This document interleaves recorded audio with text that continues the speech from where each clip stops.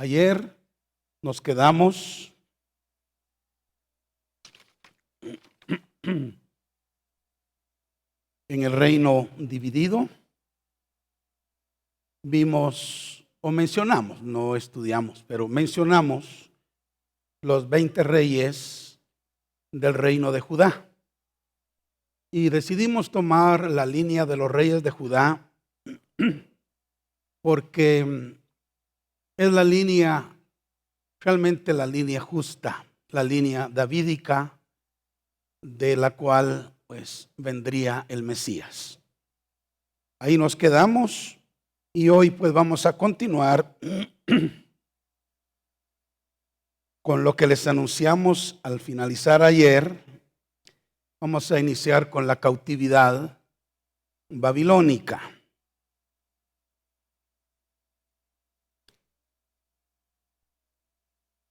Al hablar de la cautividad babilónica, estamos hablando del año 606 al 539 antes de Cristo.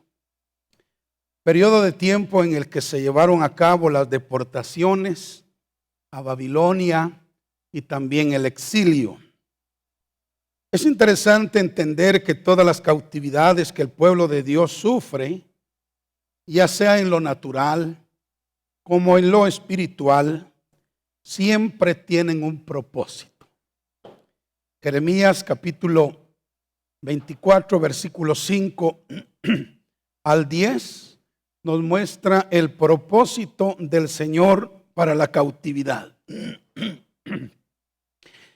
Esa porción dice así: así ha dicho Jehová Dios de Israel, como a estos higos buenos, así miraré a los transportados de Judá, a los cuales eché de este lugar a la tierra de los caldeos. Oiga, para bien, para bien. Porque pondré mis ojos sobre ellos, repite, para bien. Y los volveré a esta tierra y los edificaré y no los destruiré. Los plantaré y no los arrancaré, y les daré corazón, para que me conozcan que yo soy Jehová, y me serán por pueblo, y yo les seré a ellos por Dios, porque se volverán a mí de todo su corazón.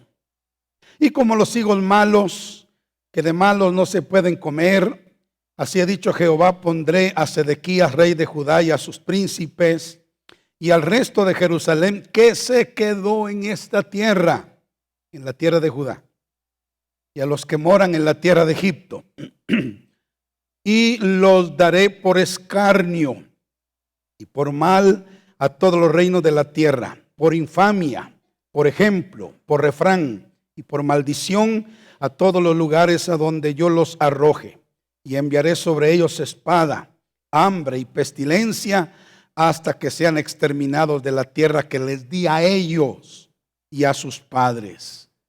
Mire, qué manera de pensar más diferente a la que nosotros tenemos. Cuando nosotros caemos en cautividades, siempre pensamos que eso es lo peor que nos puede haber sucedido. Y Dios dice, no, eso es lo mejor que te puede haber sucedido. Aquí tenemos el ejemplo. Entonces, vemos que los que se sometieron a la cautividad fueron bendecidos, porque le permitieron al Señor purificarlos de sus vanidades y darles un corazón para conocerlo.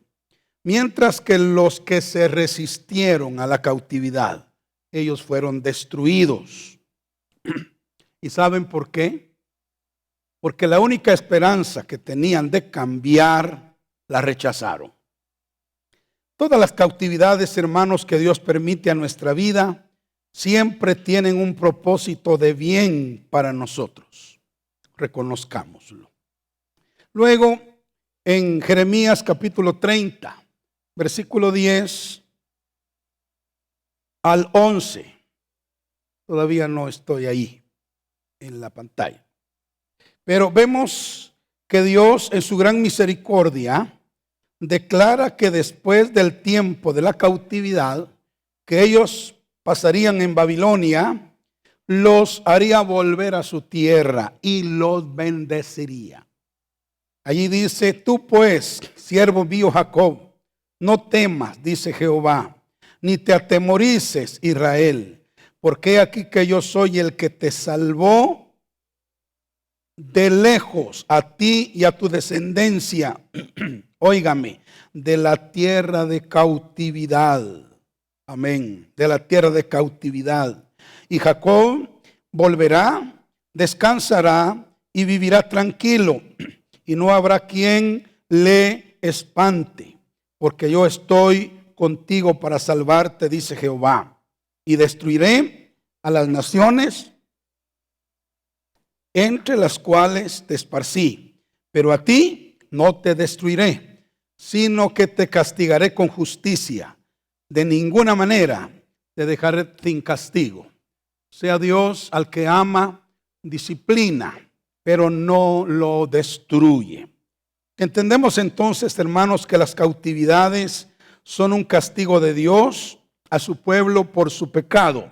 Sin embargo, es para que se arrepientan y Él pueda perdonarlos y darles un corazón tierno que le obedezca.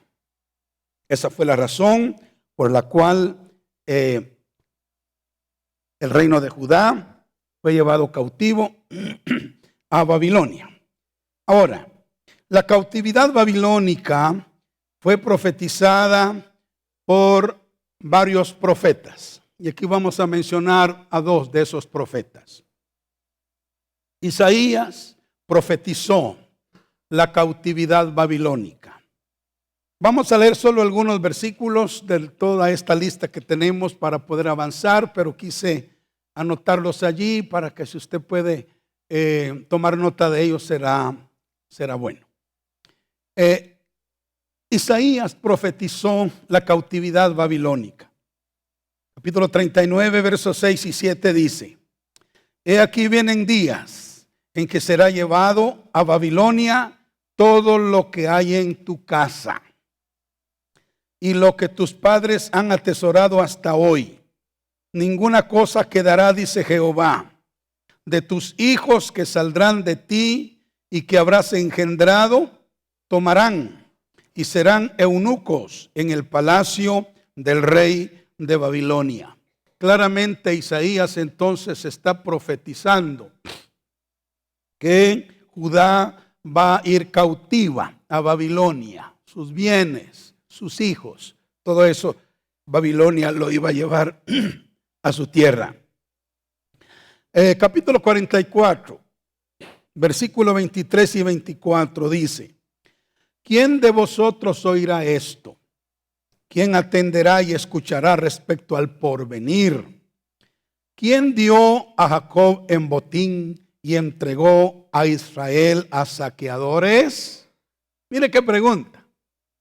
¿Quién dio a Israel, a Jacob en botín y entregó a Israel a saqueadores? ¿Quién lo hizo? No fue Jehová, contra quien pecamos. No quisieron andar en sus caminos, ni oyeron su ley. O sea, fue Dios el que los entregó a la cautividad. Pero repito, con un propósito. El propósito que se arrepintieran y Él pudiera cambiar sus corazones. Isaías 64, 10 y 11. Tus santas ciudades están desiertas. Así dijo Isaías. Sión es un desierto, Jerusalén una soledad. La casa de nuestro santuario y de nuestra gloria, en la cual te alabaron nuestros padres, fue consumida al fuego, y todas nuestras cosas preciosas han sido destruidas.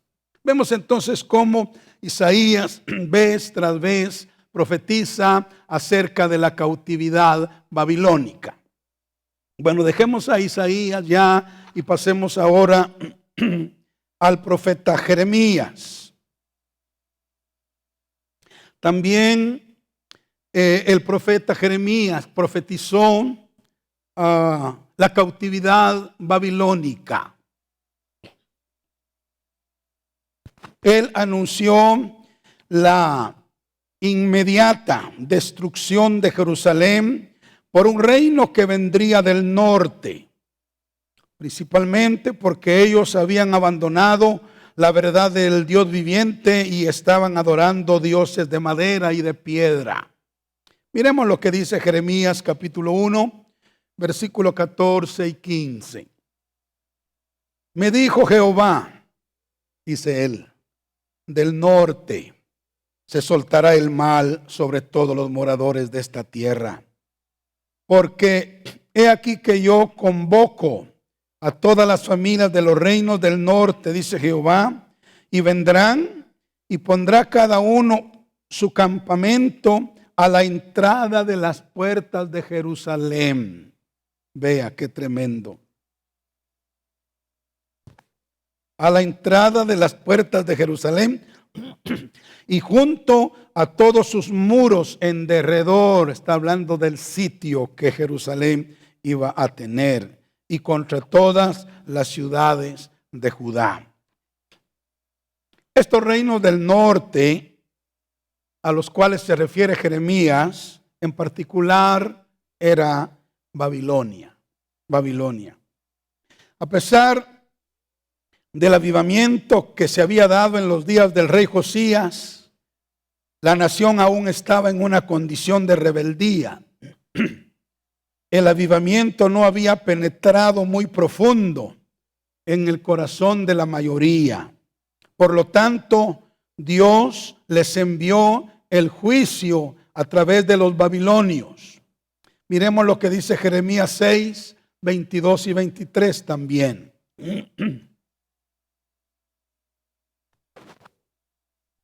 Así ha dicho Jehová, he aquí que viene pueblo de la tierra del norte, y una nación grande se levantará de los confines de la tierra.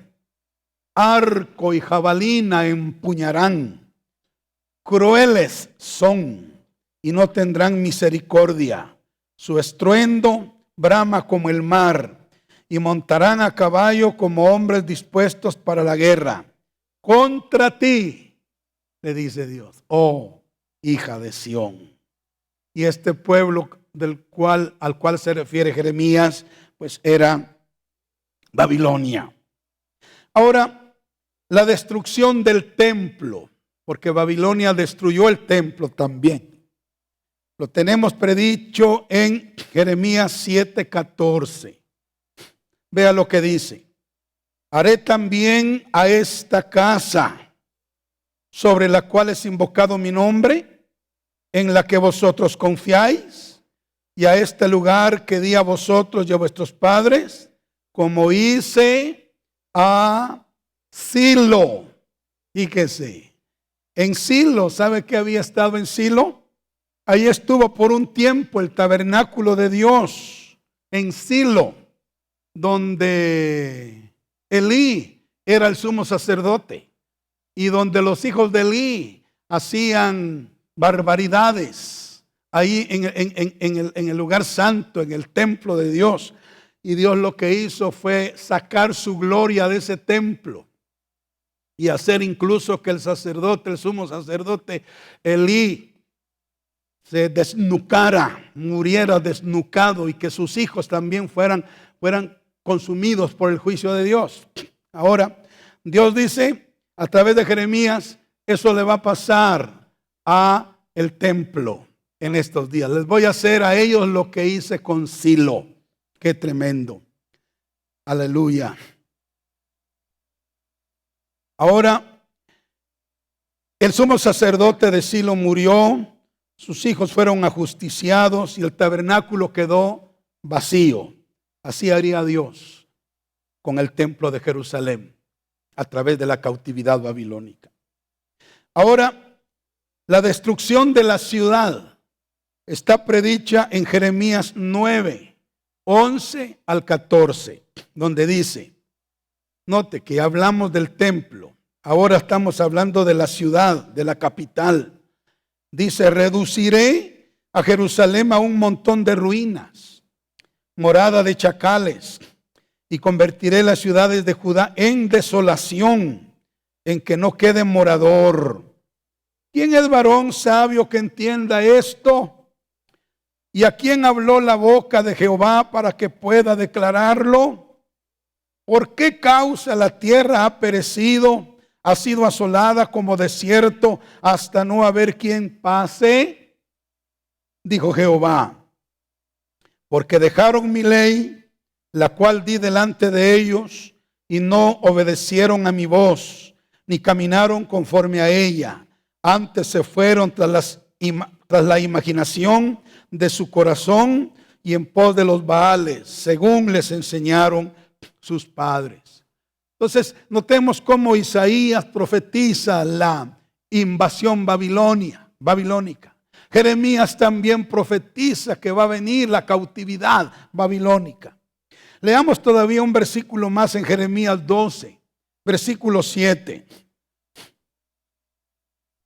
Ahí dice, he dejado mi casa, dice Dios, desamparé mi heredad, he entregado lo que amaba mi alma en mano de sus enemigos. Mire, con dolor en su corazón, Dios dice estas palabras, he dejado mi casa, he desamparado mi heredad, he entregado lo que amaba mi alma y la he entregado en manos de sus enemigos. Está hablando acerca de la cautividad babilónica. Y en Jeremías 15, versículo 2 al 4, cuando responde a la pregunta de ellos acerca de a dónde serían llevados, le dice a Jeremías, oiga lo que le dice, si ellos te preguntaran a dónde van a ir, Dios le dice a Jeremías, y si te preguntaren a dónde saldremos, les dirás, así ha dicho Jehová, el que a muerte, a muerte, el que a espada, el que a hambre, y el que a cautiverio, y enviaré sobre ellos 4 géneros de castigo, dice Jehová, espada para matar, perros para despedazar, y aves del cielo, y bestias de la tierra para devorar y destruir. Y los entregaré para terror a todos los reinos de la tierra, a causa de Manasés, hijo de Ezequías, rey de Judá, por lo que hizo en Jerusalén. Uno de los reyes más perversos que el reino de Judá tuvo fue Manasés, hijo de Ezequías. Y dicho sea de paso, escuchen esto, hermanos. Isaías dice que Ezequías se enfermó de muerte. ¿Se acuerdan?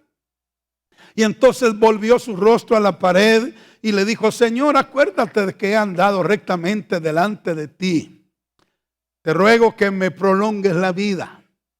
Y entonces Dios le dio, ¿cuántos años más? 15 años más de vida, exactamente. Ahora, muchos piensan, qué bendición que Dios le prolongó la vida. No, qué bendición. Esos 15 años fueron de maldición para él. Sí, porque él estaba en la cumbre de su vida cuando Dios quería llevárselo. Pero él no quiso aceptar la perfecta voluntad de Dios y pidió 15 años más de vida. Y como era tanta su insistencia y su llanto y sus lágrimas, Dios se los concedió, pero no fueron de bendición para él. Porque en esos 15 años, ¿saben qué pasó? Engendró a Manasés, que fue el rey más perverso que tuvo el reino de Judá. De hecho, Manasés fue el que mandó a matar a Isaías, lo mandó a aserrar. Isaías murió aserrado bajo el reinado de Manasés. Y también en esos 15 años que Dios le dio de vida extendida a Ezequías, él le abrió las puertas a los babilonios de su casa para que vieran todo lo que tenía. Y le abrió las puertas del templo también para que vieran todo el mobiliario del templo. Y eso no le gustó a Dios y dijo, puesto que tú le has mostrado todos tus bienes a los babilonios y le has mostrado todas las riquezas de mi casa, yo decido que todas esas riquezas se las lleve Babilonia. Es tremendo, hermanos. Así es de que debemos tener mucha sabiduría, ¿verdad?, para pedirle al Señor. Juan dice que si pedimos algo conforme a su voluntad, Él nos oye.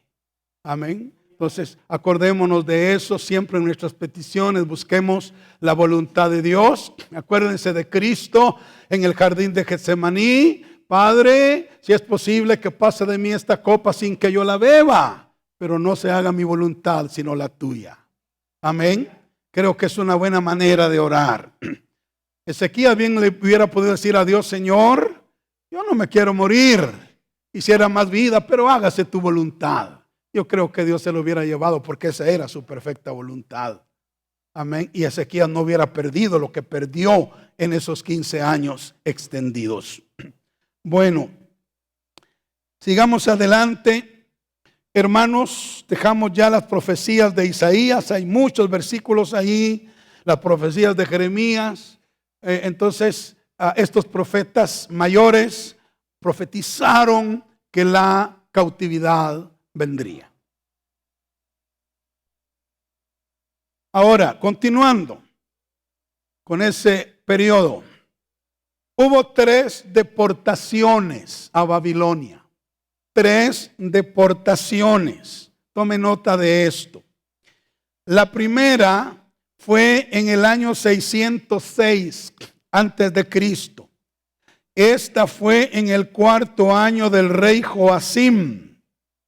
En esta deportación fue llevado cautivo Daniel, que tenía más o menos unos 14 años, y sus amigos. Daniel fue más tarde consejero de Nabucodonosor, consejero de Darío el Medo y también de Ciro el persa. También estuvo en el reinado de Belsasar. Belsasar no se dejó aconsejar, pero Daniel estaba ahí. Amén.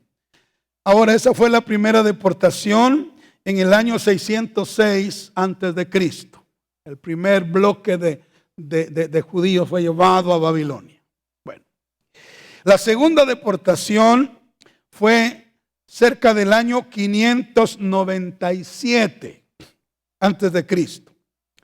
Esta deportación ocurrió en el reinado de Joaquín, quien fue llevado cautivo a Babilonia con su familia y sus príncipes.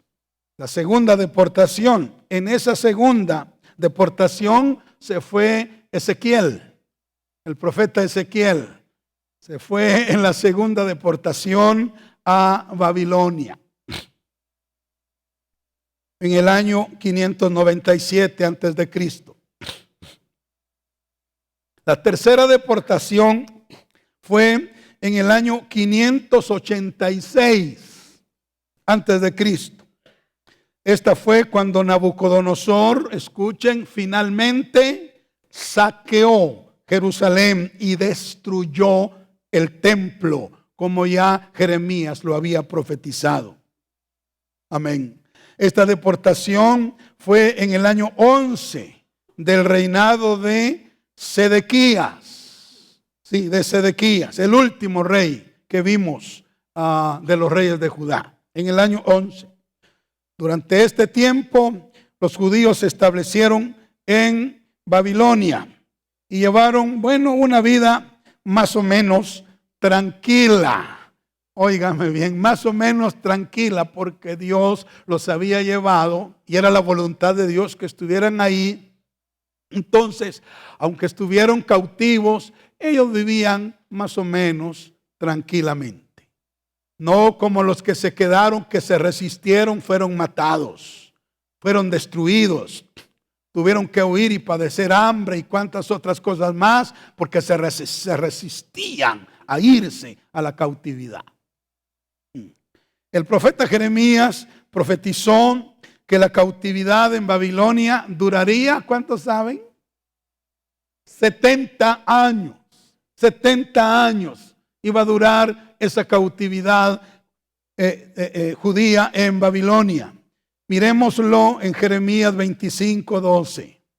25:12 dice: y cuando sean cumplidos los 70 años, aleluya, castigaré, dice, al rey de Babilonia y a aquella nación por su maldad, ha dicho Jehová, y a la tierra de los caldeos, y la convertiré en desiertos para siempre. Entonces, Dios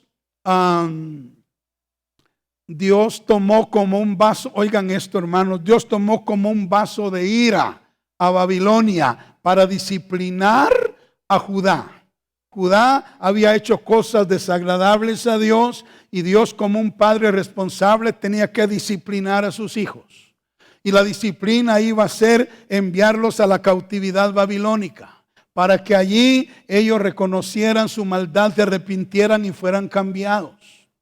Amén. Ahora, Dios dijo, cuando se termine el tiempo de la disciplina, oigan, yo voy a castigar al vaso de ira. Lo voy a castigar y lo voy a destruir. O sea, Babilonia iba a ser destruida después de haber disciplinado a Judá. Amén. Ahora, hay dos clases de vasos en la casa de Dios. Hay vasos de misericordia y hay vasos de ira. Amén. Pidámosle a Dios, hermanos, que seamos vasos de misericordia y no vasos de ira. Que Dios no nos use para disciplinar a sus hijos. No nos use como vasos de ira. Porque al final nosotros también se las vamos a pagar al Señor todas juntas. Amén. Mejor que Dios nos use como vasos de misericordia y no como vasos de ira. Así sucedió con Egipto. Así sucedió con Asiria. Así sucedió con Babilonia. Amén. Y así va a suceder en estos días con las naciones que estén atacando a Israel. Es parte de la disciplina que Dios tiene para su pueblo, pero a los instrumentos de ira Dios los va a juzgar después. Muy bien, entonces ya hemos visto las 3 deportaciones a Babilonia. Vamos ahora a iniciar el imperio persa, porque Dios, como terminé diciendo, dijo a través de Jeremías, después que se cumplan los 70 años de la cautividad, yo voy a castigar al rey de Babilonia y aquella nación por su maldad, y a la tierra de los caldeos, y la convertiré en desierto para siempre. O sea, ahí se terminaría el imperio babilónico. Y después del imperio babilónico vino el imperio medo-persa. Correcto. Bueno, la historia nos dice que el imperio medo-persa derrotó al imperio babilónico y tomó el control del mundo conocido. Amén. Este imperio, el imperio persa, duró desde el año 539, que fue cuando derrotó al imperio babilónico, hasta el 331 antes de Cristo. Estoy hablando del imperio medo-persa. Amén. Ahora, el primer rey de este imperio fue Darío el Medo. Sí, quien reinó del año 539 al 536. Darío el Medo. Después de Darío, tomó el reinado Ciro el Persa, porque acuérdense que era Media y Persia. Primero reinó Darío el Medo y después Ciro el Persa. Amén. Con quien inició el imperio persa propiamente, y que duró hasta Darío III. Hasta Darío III. Este fue el último rey del imperio persa, Darío III. Y fíjense que Darío III fue derrotado por Alejandro Magno. Por Alejandro Magno en el año 331 antes de Cristo. Ya vamos a ver quién fue Alejandro Magno. Pero ahorita todavía lo menciono porque estoy mencionando el inicio y también el final del imperio medo-persa. Ahora, fue durante el tiempo del imperio medo-persa que los judíos volvieron a su tierra. Fíjese bien, fue durante el periodo del imperio medo-persa que los judíos regresaron a su tierra. A esa época se le llama la era de la restauración. Amén. Ahora, esta cautividad fue profetizada por Moisés en las llanuras de Moab y asimismo el regreso a su tierra. Quiero que miremos algunos versículos que nos muestran estas dos cosas. El ser llevado a la cautividad babilónica y quedar después en manos del imperio persa y luego regresar de esa cautividad. Ya no era Babilonia quien gobernaba porque había sido derrotada por el imperio medo-persa, pero entonces ya en tiempo en los inicios del imperio medo-persa, ellos regresaron a su tierra. Bendito sea el Señor para siempre. Miremos, por ejemplo, Deuteronomio, capítulo 28. Versículo 47 al 52. Dice: por cuanto no serviste a Jehová tu Dios con alegría y con gozo de corazón, por la abundancia de todas las cosas, servirás por tanto a tus enemigos que enviare Jehová contra ti, con hambre, con sed, con desnudez y con falta de todas las cosas.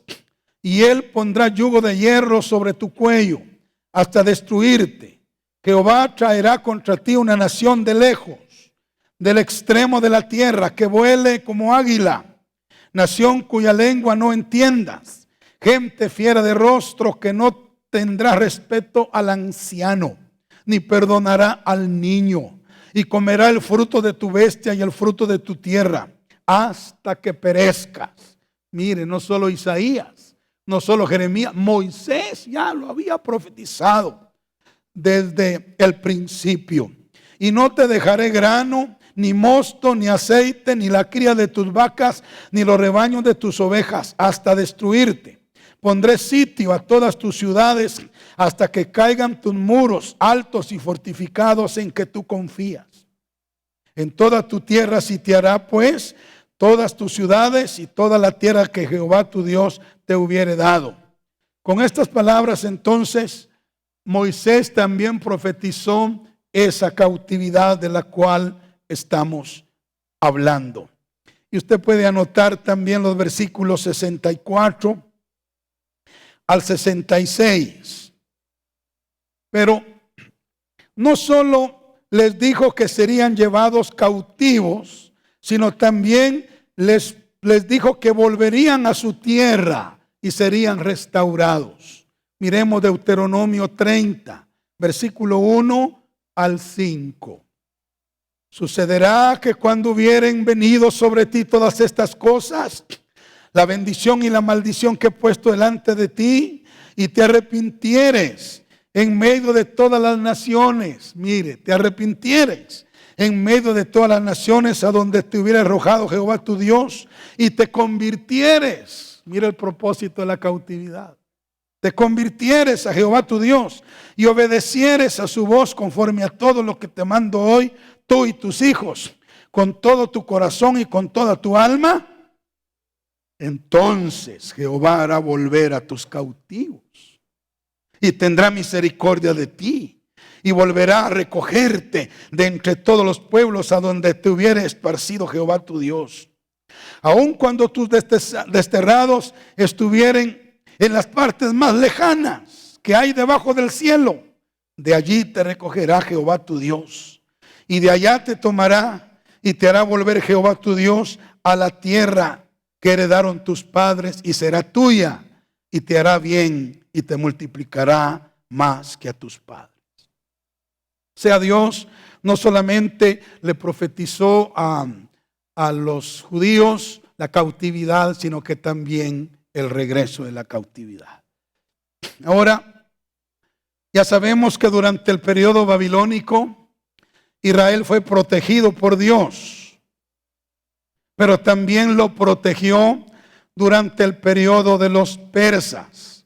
Para saber esto, debemos comenzar con el libro de Esdras, el cual inicia con el decreto de Ciro para que los judíos volvieran a su tierra y reconstruyeran el templo. Amén. Ciro, ese precioso rey persa, fue el que dio la orden para que Israel pudiera salir de Persia, ¿verdad? Ya no de Babilonia, pero ya de Persia, porque los persas habían tomado el imperio. Ahora, y regresar a su tierra a reconstruir el templo. Miremoslo en Esdras, por favor, capítulo 1, versículo 1 al 4.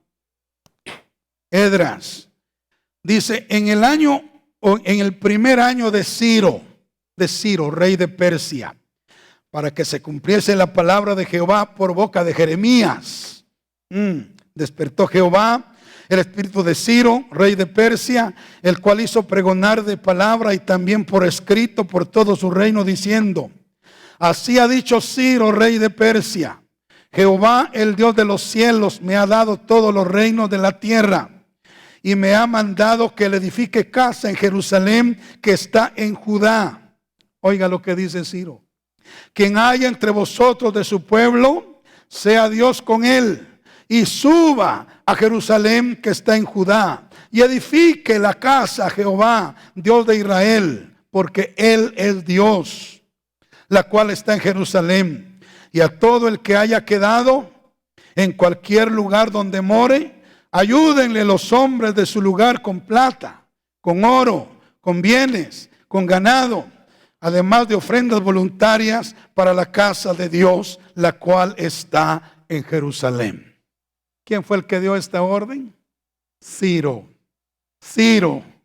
Aleluya. Gloria a Dios. ¿Saben que 150 años antes de que Ciro naciera, Dios ya le había puesto nombre y lo había llamado mi siervo Ciro? 150 años antes que naciera, ya Dios le había puesto nombre. Alabado sea Dios. Como mencionamos anteriormente, esto había sido profetizado por Isaías unos 176 años antes. Miremos lo que dice Isaías 44, versículo 26 al 28. Ay, qué maravilla. Dice: yo, el que despierta la palabra de su siervo y cumple el consejo de sus mensajeros. Oiga, que dice a Jerusalén, ¿qué le dice? Serás habitada.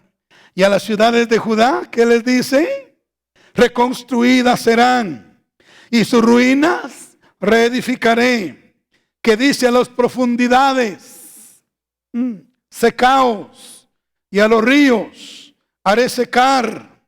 ¿Saben? Eso es una profecía, porque cuando los medos y los persas llegaron para tomar Babilonia, ellos secaron el río que pasaba en medio de Babilonia, lo desviaron para otro lado, y por el cauce del río ellos se metieron debajo y entraron y encontraron a Belsasar en aquella gran orgía que tenía, ¿verdad? Y ahí emborrachándose con todos sus príncipes, y ni cuenta se dieron por dónde entraron los medos y los persas. Es una profecía que estaba dicha acá, donde dice que dice a las profundidades, secaos, y a tus ríos haré secar. Oiga, que dice de Ciro, es mi pastor. Es mi pastor. Amén. Y cumplirá todo lo que yo quiero. Al decir a Jerusalén, serás edificada, y al templo serás fundado. ¡Qué maravilla! En su conocimiento anticipado de todas las cosas, Dios ya había dicho que Ciro, rey de Persia, permitiría que los judíos regresaran a su tierra natal. ¿Cuántos alaban al Dios Todopoderoso? ¡Qué maravilla de Dios tenemos!, ¿verdad? Él conoce la historia. Amén.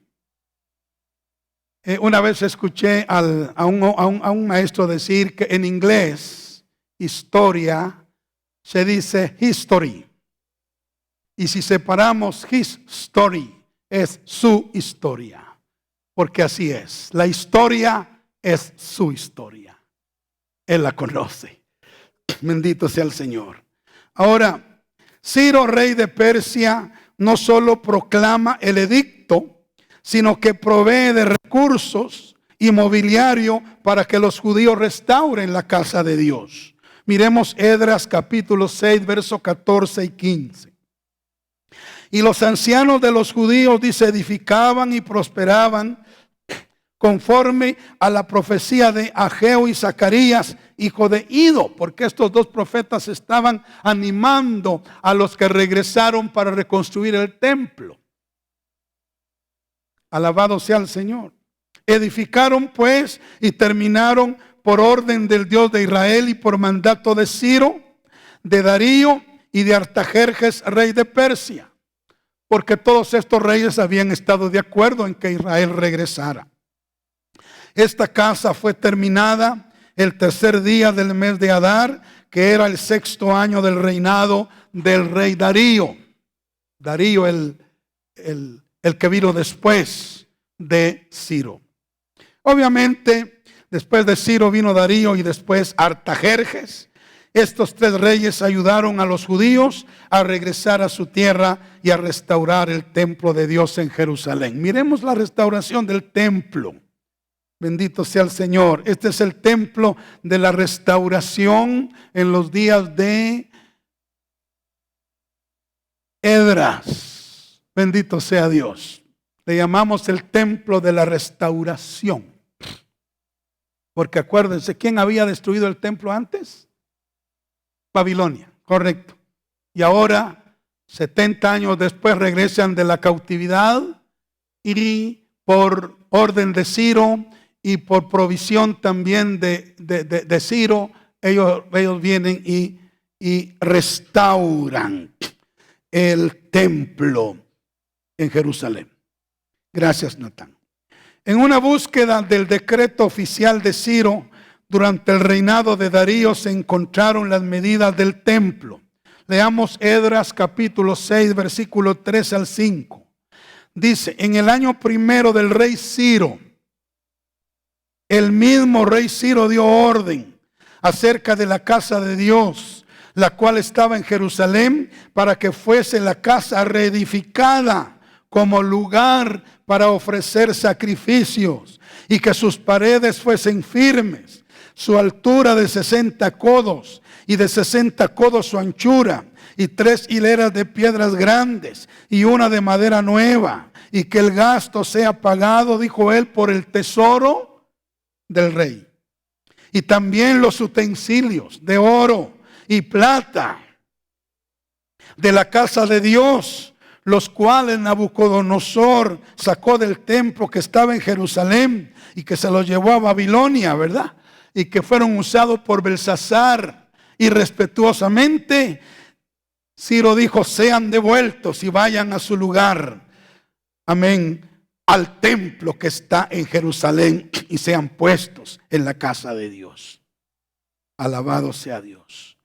Con este acto, la profecía de Jeremías 25:12 fue cumplida al pie de la letra.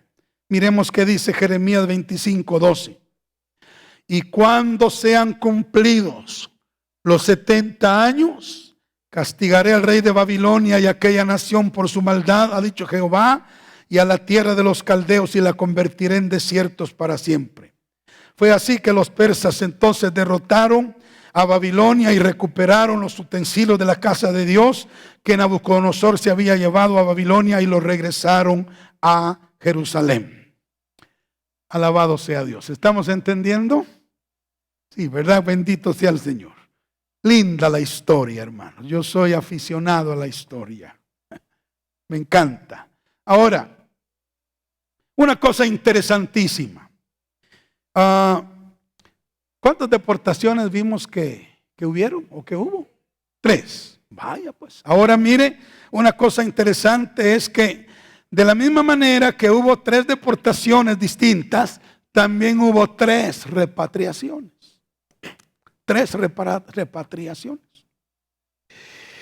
Amén. La primera fue dirigida por Zorobabel y el sumo sacerdote Josué en el año 536.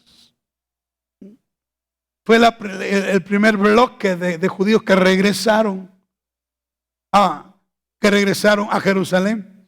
Y ese primer bloque de judíos colocaron las bases del templo conforme al edicto de Ciro. Esdras 6, 8 al 10. Miremos por favor. Y por mí es dada orden de lo que habéis de hacer con esos ancianos de los judíos para edificar esa casa de Dios, que de la hacienda del rey que tiene del tributo del otro lado del río sean dados puntualmente a estos varones los gastos, para que no cese la obra, y lo que fuere necesario: becerros, carneros, corderos para los holocaustos del Dios del cielo, trigo, sal, vino, aceite, conforme a lo que dijeren los sacerdotes que están en Jerusalén, les sea dado día por día sin obstáculo alguno, para que ofrezcan sacrificios agradables al Dios del cielo y oren por la vida del rey y por sus hijos. Este hombre era muy sabio. Amén, muy sabio. Gloria a Dios. Así es de que en el año 536, Zorobabel y Josué, hijo de Josadac, fueron en la primera repatriación, y ellos colocaron los cimientos del templo y lo comenzaron a reconstruir. Qué tremendo, hermano, lo que Babilonia hizo. Hasta los cimientos le arrancaron al templo. Vea, aquí tuvieron que reparar los cimientos del templo. Bueno, echaron los cimientos del templo. Luego la gente de la tierra, o sea, los enemigos, se les opusieron y detuvieron ellos la obra 16 años. Solo echaron los cimientos y luego los enemigos impidieron que siguieran construyendo. Entonces la obra se detuvo 16 años. Después de ese periodo, durante el reinado de Darío I, rey de Persia, el templo fue terminado. Ageo y Zacarías estuvieron allí para ayudar y animar a los judíos a que nuevamente, o a que prosiguieran para terminar la reconstrucción del templo. Miremos lo que dice Esdras 6, 14 y 15. Y los ancianos de los judíos edificaban y prosperaban conforme a la profecía del profeta Ageo y de Zacarías, hijo de Ido. Edificaron pues y terminaron por orden de el Dios de Israel y por mandato de Ciro, de Darío y de Artajerjes, rey de Persia. Esta casa fue terminada el tercer día del mes de Adar, que era el 6º año del reinado del rey Darío.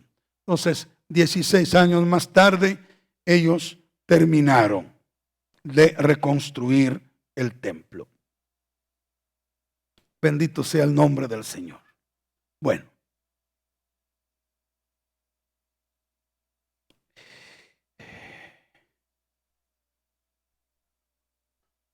Voy a avanzar un poquito.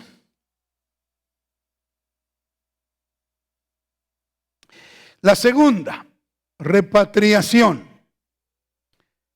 fue dirigida por Esdras, el escriba Esdras, en el 7º año del reinado de Artajerjes, cuando ya corría el año 457 antes de Cristo. Esta repatriación, escuchen por favor, fue cerca de 80 años después de la primera. Artajerjes envió a Esdras desde Babilonia a Jerusalén para que enseñara la palabra de Dios a su pueblo. Esto está escrito en Esdras capítulo 7, versos 25 y 26, donde dice, palabras de Artajerjes: y tú, Esdras, conforme a la sabiduría que tienes de tu Dios, con jueces y gobernadores que gobiernen a todo el pueblo que está al otro lado del río y a todos los que conozcan las leyes de tu Dios, y al que no las conoce le enseñarás. Y cualquiera que no cumpliere la ley de tu Dios y la ley del rey, sea juzgado prontamente, sea muerte o a destierro, a pena de multa o prisión. Entonces, aquí tenemos la segunda repatriación bajo la dirección de Esdras. Esdras era un escriba muy diligente en la ley de Dios. Él tenía la habilidad divina de interpretar correctamente el sentido espiritual de las escrituras. Hay un versículo, hermanos, que a mí me ha bendecido siempre y he predicado un par de veces sobre él. Esdras capítulo 7, versículo 10. Vea lo que dice este versículo acerca de este hombre. Porque Esdras había preparado su corazón para inquirir la ley de Jehová, para cumplirla y para enseñar en Israel sus estatutos y decretos. 4 cosas para un maestro. Si queremos ser maestros de justicia, creo que Esdras es un buen prototipo para nosotros. Primero, hay que disponer nuestro corazón. Segundo, hay que inquirir en la palabra de Dios. Tercero, hay que cumplir la palabra. Y cuarto, hay que enseñar la palabra. Un buen ejemplo. Amén. Esdras volvió a Israel a la verdadera adoración y a la enseñanza de las Escrituras. Esta restauración duró hasta el año 70. Cuando 70 antes de Cristo, cuando fue destruido por los romanos. Tremendo. Pero qué hombre más hermoso era Esdras. Gloria a Dios. Ahora la tercera repatriación fue dirigida por Nehemías en el año 20 del reinado de Artajerjes, cuando corría el año 444 antes de Cristo. Cerca ya del año 445, Nehemías fue enviado a Jerusalén para edificar el muro de la ciudad y fue designado como gobernador de la ciudad, lo que hizo con integridad. Nehemías. Miremos Nehemías 5, 14 y 15. También desde el día que me mandó el rey que fuese gobernador de ellos en la tierra de Judá, desde el año 20 del rey Artajerjes hasta el año 32, 12 años, ni yo ni mis hermanos comimos el pan del gobernador. Pero los primeros gobernadores que fueron antes de mí abrumaron al pueblo y tomaron de ellos por el pan y por el vino más de 40 siclos de plata. Y aún sus criados se enseñorearon del pueblo, pero yo no hice así a causa del temor de Dios. ¿Qué hombre era Nehemías? A él se le había asignado, hermanos, una manutención. Él tenía derecho a usar de los ingresos para la reconstrucción de los muros. Amén. Pero saben que él no quiso tomar de su ingreso, sino que lo dio para que la obra del Señor avanzara. ¿Qué hombre era Nehemías? Gloria al Señor para siempre. Vemos entonces que Nehemías gobernó Jerusalén por 12 años antes de volver al rey Artajerjes en el año 31 de su reinado. cerca del 433 antes de Cristo. Ahora, la condición espiritual del pueblo en aquellos días era lamentable. El profeta Malaquías nos dice que el pueblo estaba aletargado y había decadencia familiar en él. Después más o menos ya al final del periodo después de la tercera repatriación, ya el pueblo había regresado a su tierra y bueno, entraron como en un letargo espiritual y ya fueron perdiendo la comunión con el Señor. Y en ese momento es que se escribe Malaquías. Usted puede ubicar a Malaquías al final de ese periodo, después de la tercera repatriación. Ya el pueblo de Israel estaba casi dormido y Malaquías tiene que profetizar fuertemente hacia ellos. Ahora, detengámonos un momento en el fluir que llevamos y pensemos. ¿Alguna otra nación del mundo ha recibido profecías tan exactas acerca de sus cautividades y liberaciones como las ha recibido la nación de Israel, hermanos? No. Es sorprendente que a Israel se le dijo que estarían 70 años cautivos en Babilonia con mucho tiempo de anticipación y que después de esos 70 años sería liberado. Es más, hasta se le dio con 150 años de anticipación el nombre del rey que iba a firmar el decreto para que ellos regresaran. Solamente el Dios Todopoderoso puede hacer eso hacia un pueblo muy especial. Amén. Hacia un pueblo muy especial. Gloria a Dios. Bueno, miremos ahora el ministerio del profeta Daniel.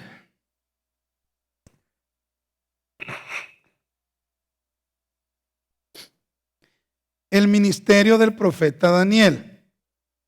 Vamos a dejar por un momento el orden que traemos y vamos a retroceder más de un siglo y medio para considerar y estudiar el ministerio del profeta Daniel. Ahorita estamos más o menos en el año 443 antes de Cristo, pero vamos a regresar más o menos al año 603 antes de Cristo, unos 160 años atrás. La profecía de Daniel o las profecías de Daniel, hermanos, son extraordinarias. Extraordinarias. Puesto que fueron dictadas por un Dios omnipotente que ve el final desde el principio y que lo que decreta siempre sucede. Vamos a considerar algunas de las profecías más importantes de este maravilloso profeta. Aleluya. Comencemos con las profecías concernientes al imperio babilónico. Estamos regresando ahora solo para poder tomar las profecías de Daniel. Miremos por favor, hermano, la escritura en la pared, mi querido Natán. En el capítulo 5 de Daniel encontramos la narración de la fiesta de Belsasar, el último rey de Babilonia. Este rey celebró impíamente una fiesta en la que bebió y se embriagó usando los vasos consagrados del templo que habían sido trasladados a Babilonia por Nabucodonosor. Esa noche fue cuando cayó el imperio babilónico ante el sitio de los ejércitos medo-persas. Leamos la porción que describe este suceso. Daniel 5:18 en adelante. El Altísimo Dios, oh Rey, dio a Nabucodonosor tu padre el reino y la grandeza, la gloria y la majestad.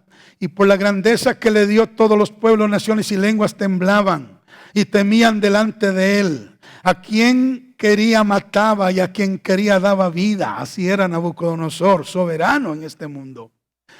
Engrandecía a quien quería y a quien quería humillaba.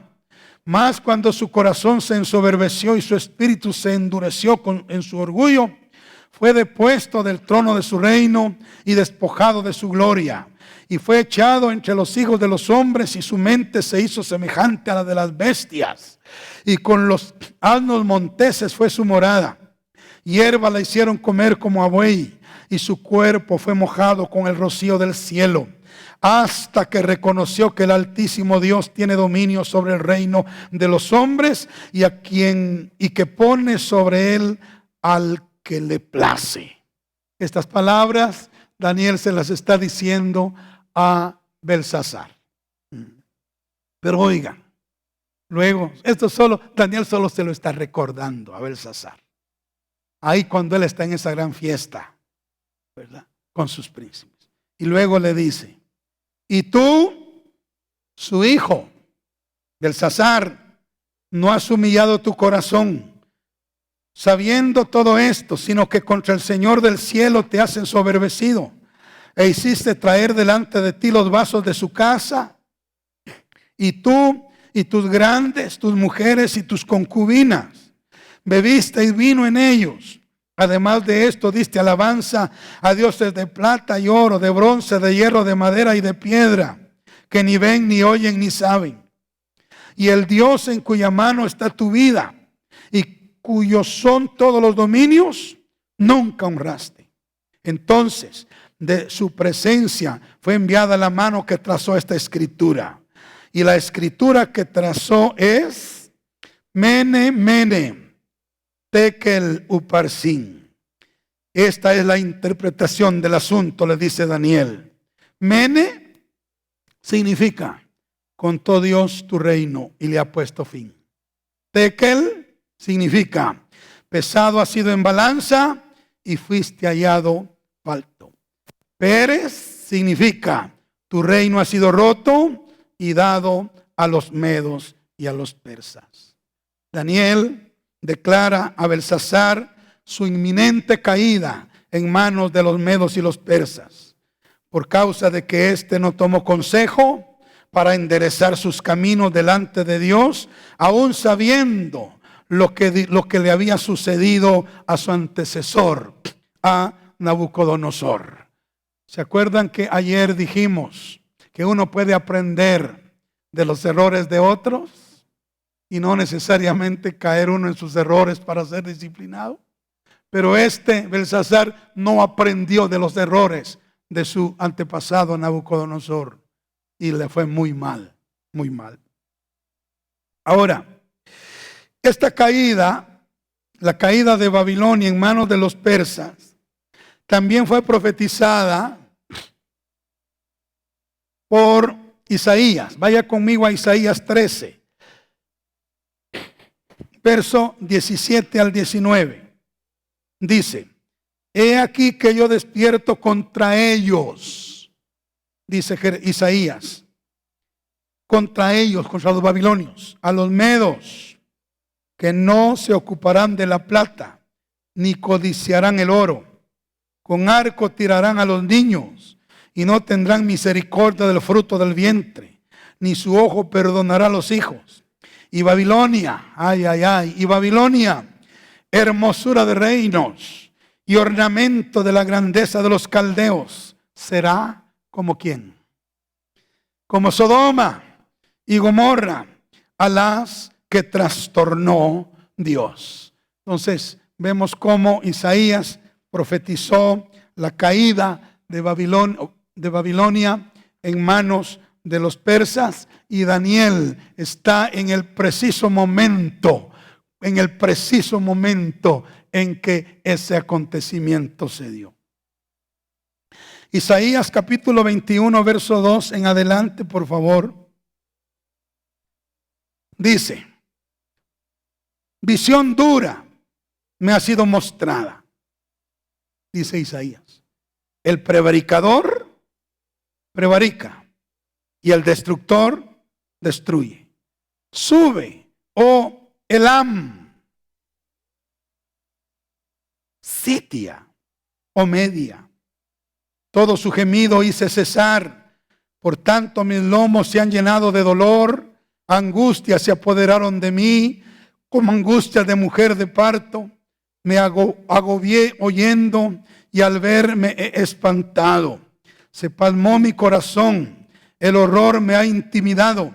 La noche de mi deseo se volvió en espanto. Oiga, la noche de mi deseo se volvió en espanto. Palabras de Belsasar proféticamente dichas. Se palmó mi corazón, el horror me ha intimidado. Amén. La noche de mi deseo se volvió en espanto. Poned la mesa, o ponen la mesa, extienden tapices. Ay, mire qué exacto. Comen, beben. Es lo que estaba haciendo Belsasar. Levantaos, oh príncipes, ungid el escudo, porque el Señor me dijo así: ve, pon centinela que haga saber lo que vea.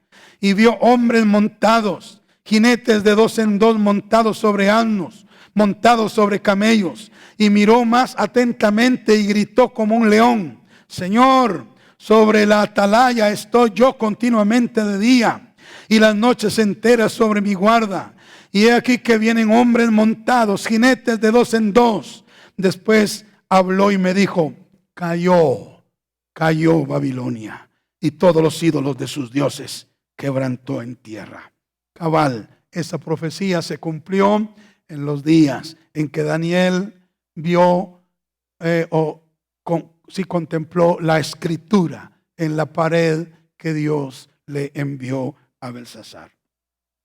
Ahora, ¿alguna vez ha habido otro país del mundo que haya sido cubierto con el manto profético como ha sido la nación de Israel? Definitivamente no. Bueno, otra profecía importante de Daniel es la visión de la estatua que vio Nabucodonosor. Miremos la estatua. Otra profecía importante de Daniel es la visión de la estatua que vio Nabucodonosor. Capítulo 2 del libro de Daniel, donde Dios muestra a través de los materiales de la estatua los 5 imperios mundiales que iban a venir. No, los 4 imperios mundiales que iban. O déjeme ver, 4 o 5. Vamos a ver acá. 1, 2, 3, 4, 5. Sí, 5. Pensé que me había equivocado. Pero los 5 imperios mundiales que habían de venir a partir del imperio babilónico.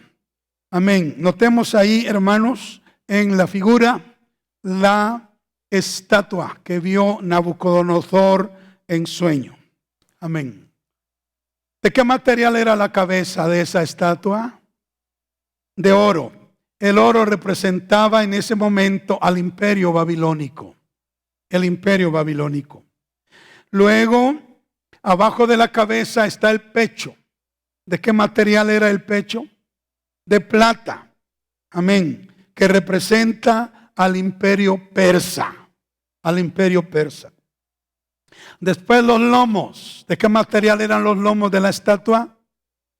De bronce, que representan al imperio griego, que vendría después del imperio persa. Y luego, ¿de qué material eran las piernas de la estatua? De hierro, que representa al imperio romano, que vendría después del imperio griego. Y luego los pies y los dedos de los pies. ¿De qué material eran los pies y los dedos? De hierro mezclado con barro. Amén. Y estos 10 dedos de la estatua representan los 10 reinos que aparecerán dentro de poquito tiempo, hermanos, en Europa. Dentro de poquito tiempo van a aparecer 10 reinos, justo antes de la venida del anticristo, porque ellos son los que le van a dar el poder y la autoridad al anticristo, estos 10 reinos que están por venir y por aparecer en la escena mundial. Bendito sea el Señor. Ahora, en el capítulo 7 de Daniel se registra otra visión dada a Daniel mismo. Esta de la estatua se la dieron a Nabucodonosor. Pero ahora en el capítulo 7 de Daniel se ve una visión que se la dio Dios a Daniel, el profeta. Pasemos por favor, mi querido Natán, a la siguiente diapositiva o imagen. Aleluya. En esta visión, estos mismos 5 imperios que están representados en la estatua que vio Nabucodonosor, los mismos 5 imperios, toman forma de animales y se describen de la siguiente manera. Antes de entrar a la descripción, yo solo quiero que tomen esto, hermanos. Amén. ¿Se acuerda usted que Faraón, cuántos sueños tuvo Faraón que la interpretó José? 2, ¿verdad? 2. Primero vio 7 vacas gordas y luego 7 vacas flacas. Un sueño. Después soñó 7 espigas llenas y 7 enjutas. Y José le dijo, el hecho de que el rey haya soñado la misma cosa 2 veces indica que eso es seguro y que pronto va a suceder. Y esto se repite aquí con Daniel. Nabucodonosor tiene un sueño y vio esa estatua con los 5 materiales que hemos mencionado. Y ahora viene Daniel y mira el mismo mensaje, hermano, solo que con otra imagen. Amén. Miremos entonces. Bendito sea el nombre del Señor. Estamos en Daniel capítulo 7 y por cuestión del tiempo no quisiera yo leer cada uno de los versículos, sino referirme a las bestias. La primera bestia que Daniel vio fue un león con alas, ¿verdad? Un león con alas. Amén. Aleluya. Ese león representa a Babilonia. Como prueba de esto se pueden ver leones con alas de águila pintados en los muros de la ciudad y como monumentos en medio de ella hasta el día de hoy. En Irak, en Babilonia. Entonces el león representa el imperio babilónico. Luego, después vio Daniel, ¿qué otra bestia vio? Un oso. Y mire, es interesante porque dice que ese oso tenía algo así como un hombro bajo y el otro alto. Era más alto de un lado que del otro. Amén. Y ese oso representa a Media y a Persia. Daniel claramente dice que se alzaba más de un costado que del otro. Porque representa a Media y a Persia. Amén. Y realmente los más fuertes fueron los persas. Por eso es un costado más alto que el otro.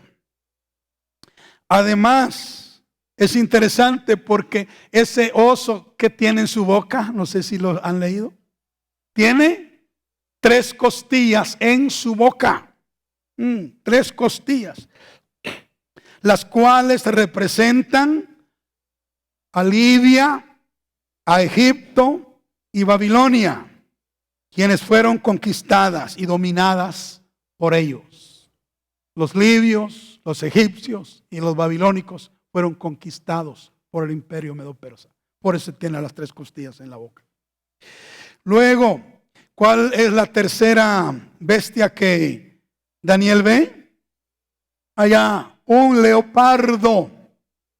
Sí, un leopardo con alas también.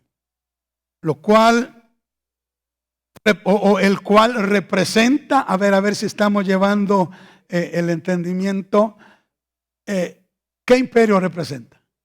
Grecia, ¿verdad? Porque el león es Babilonia, el oso es Medo-Persia, y luego el que siguió fue el imperio griego, el griego. Entonces, Daniel ve a un leopardo, la tercera bestia, y este leopardo con alas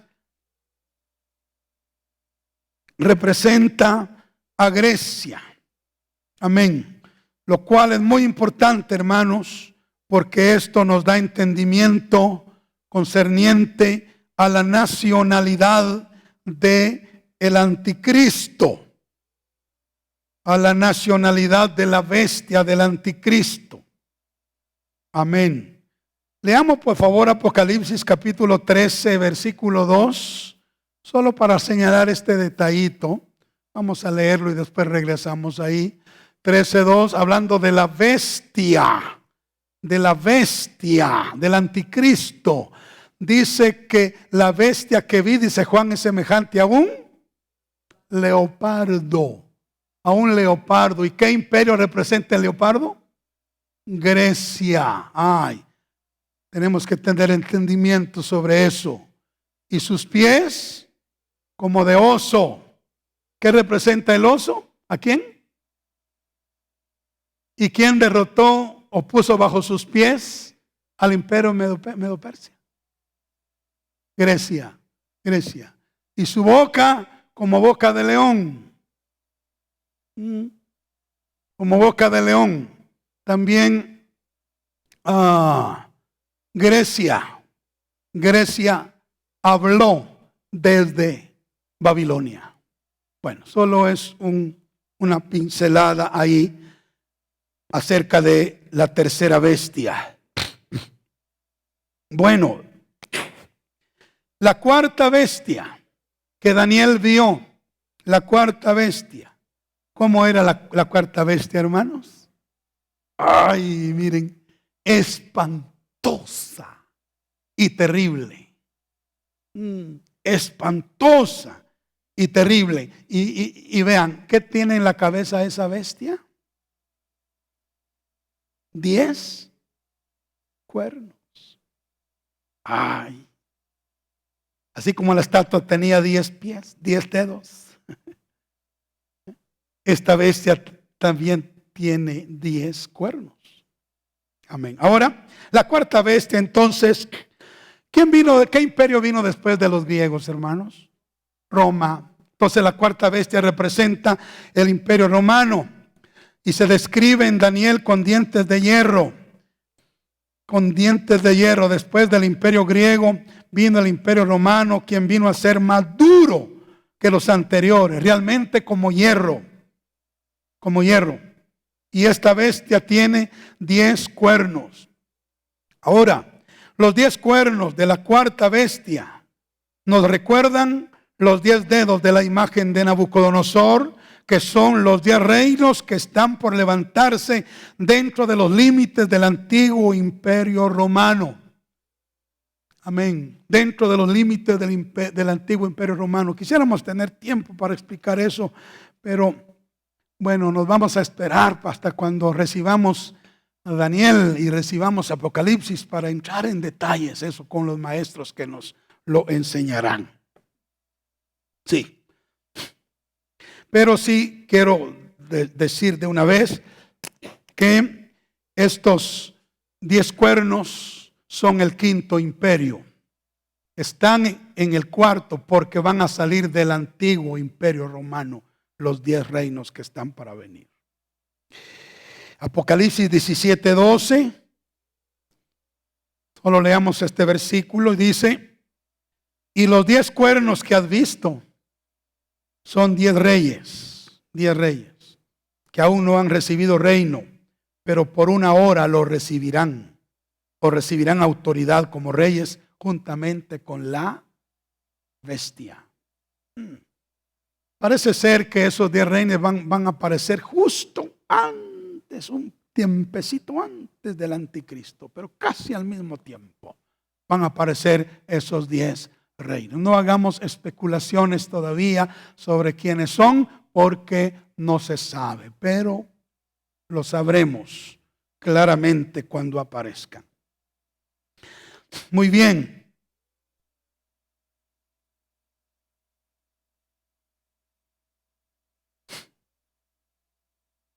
Bueno, déjeme llegar ahora a las 70 semanas de Daniel. Porque otra cosa sumamente importante en la profecía bíblica sobre Israel son las 70 semanas de Daniel. Luego que el imperio babilónico cayera y el imperio medo-persa tomara el poder, Daniel entendió que la profecía de Jeremías de los 70 años de cautividad estaban finalizando. Jeremías 29:10 dice: porque así dijo Jehová, cuando en Babilonia se cumplan los 70 años, yo os visitaré y despertaré sobre vosotros mi buena palabra para haceros volver a este lugar después de los 70 años. Y en Daniel capítulo 9, versículo 1 y 2 dice: en el año primero de Darío, hijo de Asuero, de la nación de los Medos, que vino a ser rey sobre el reino de los caldeos, en el año primero de su reinado, dice, yo Daniel, miré atentamente en los libros el número de los años de que habló Jehová por el profeta Jeremías, que habían de cumplirse las desolaciones de Jerusalén en 70 años. Daniel entonces se pone a escudriñar y se da cuenta que ya los 70 años se habían cumplido. Entonces Daniel empezó a interceder a Dios por el regreso de su pueblo a su tierra natal y a su eventual restauración.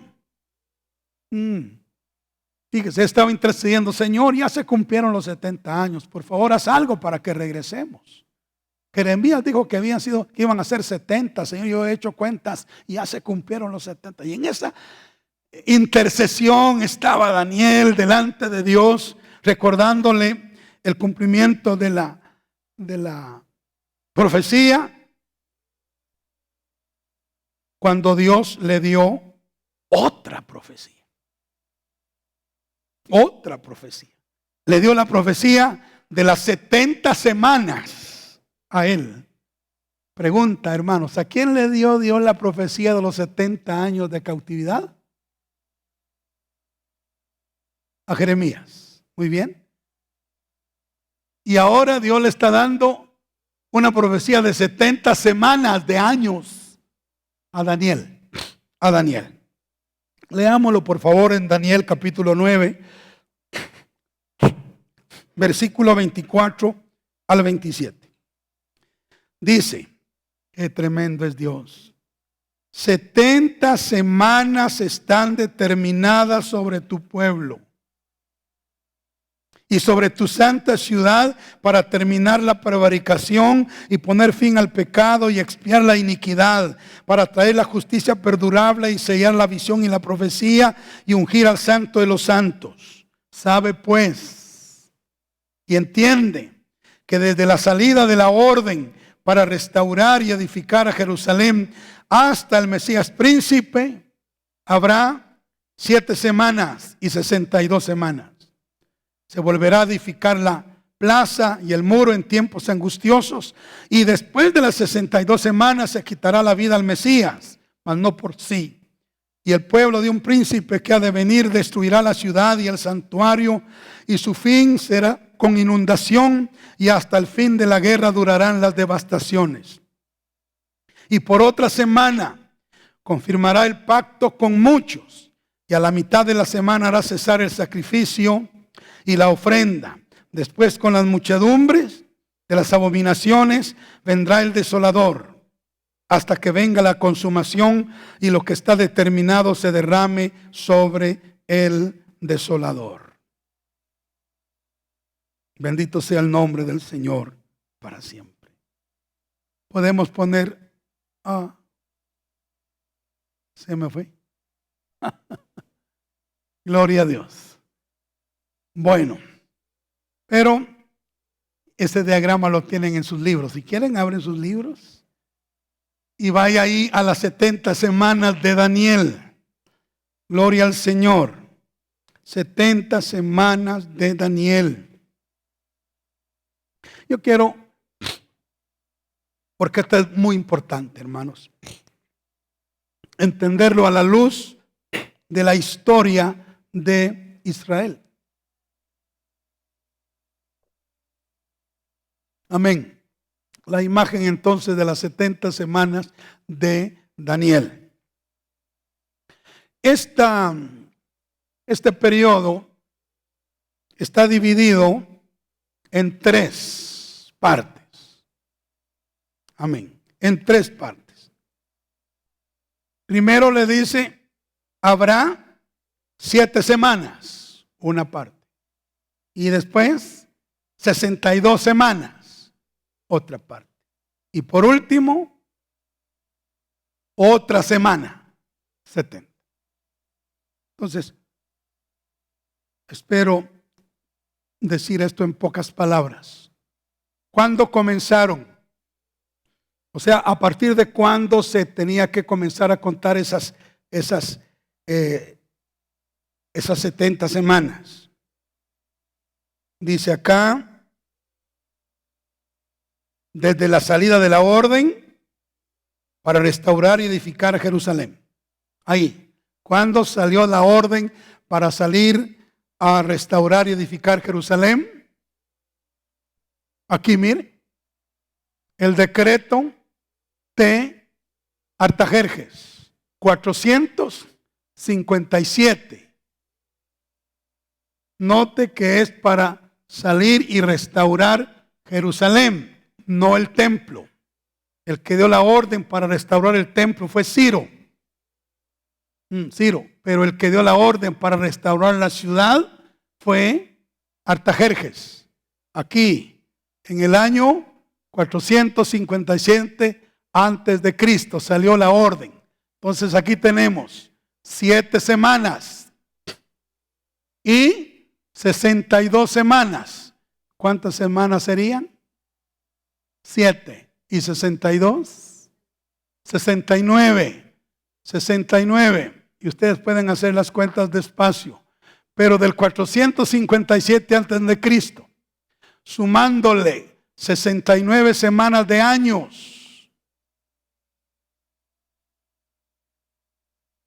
llegamos al año 26 después de Cristo. Se lo tiene acá. Entonces, estas 70 semanas están divididas en 3 secciones. 7 semanas, escuches, voy a tratar de explicarles rápidamente eso. Las 7 semanas fue un tiempo en el cual los muros y la ciudad fueron edificados en tiempos angustiosos. Fueron 49 años en el que Jerusalén estaba siendo reedificada por Esdras y Nehemías, pero hermanos, la cosa estaba difícil, tiempos angustiosos. Luego las 62 semanas. Este es el segundo periodo que abarca 434 años después de la reconstrucción de la ciudad y los muros, haciendo un total de 69 semanas, que son 483 años desde el inicio de las 70 semanas, que fue, como dijimos, en el año 457. Esto nos lleva matemáticamente al año 26. Amén. Al año 26. La operación sería de la siguiente manera. La orden fue dada en el 457. Las 69 semanas suman 483. Si le restamos al año 457 los 483 años, eso nos lleva al año 26 después de Cristo. 26. Ahora, ¿saben ustedes que tenemos 4 años perdidos en el calendario que nos rige? ¿Cuántos saben eso? ¿Sí lo saben? Algunos. Eso es un dato conocidísimo ahí, hermanos, en la historia. Usted lo encuentra en internet fácilmente. Tenemos 4 años perdidos en nuestro calendario. Este calendario gregoriano inició 4 años después del nacimiento de Cristo. O sea que cuando en este calendario era el año 26, en el calendario real era el año, dígame, 30, porque hay que sumar los 4 años perdidos. Y en el año 30 fue que Cristo comenzó su ministerio, a los 30 años, que era el año 26 de este calendario. Porque Él inició su ministerio a los 30 años. Pero como hay 4 años que no se tomaran en cuenta, entonces el calendario nuestro sería que Él comenzó su ministerio en el año 26. Y dice que, y las 69 semanas cabal se cumplen en el año 26. Y la profecía dice, después de las 62 semanas se quitará la vida al Mesías príncipe. Porque 3 años después del año 26, Cristo murió en la cruz del Calvario. La profecía exacta se cumplió tal y como fue dicha por Daniel. Ahora, ¿cuántas semanas llevamos entonces? 7 y 62, 69. Se le quitó la vida al Mesías príncipe. Y oiga, note por favor, aquí no pierda esto. Porque a Daniel se le dijo, 70 semanas están destinadas sobre tu pueblo Israel. Sobre tu pueblo Israel. Partiendo de la orden de Artajerjes. 490 años, 70 semanas. Están determinadas. Amén. Ahora, ¿se han cumplido o se cumplieron 7 y 62? 69. Y cuando se cumplió las 69 semanas, fíjese bien, y Cristo murió, lo crucificaron y Él murió, entonces Dios hizo una pausa. Bueno, dijo, ahora vamos a detener el trato con Israel. Y vamos a abrir un paréntesis para abrir un periodo de 2000 años para los gentiles. Y comenzó la edad de la gracia. Cuando se habían cumplido, ¿cuántas semanas? 69. Se detuvo el reloj de Dios ahí para Israel. Se detuvo y se abrió el paréntesis para los gentiles. Y ya llevamos 2000 años casi en ese paréntesis. Y cuando entre toda la plenitud de los gentiles al reino de Dios, entonces el paréntesis se va a cerrar para los gentiles. Y la cuenta en el reloj de Dios va a continuar. ¿Cuánto falta? ¿Que se cumpla? Una semana, la semana 70, ¿verdad? Entonces el Señor va a darle continuidad a su trato con Israel y vendrá la semana 70. Y Daniel vio, hermanos, que en la semana 70 aparece el anticristo. Y oiga, el anticristo va a aparecer y va a hacer un pacto con Israel. ¿Por cuántos años? Por esos 7 años. Por esos 7 años. Va a ser un pacto. por una semana. Pero a la mitad de la semana, Él va a romper el pacto con ellos.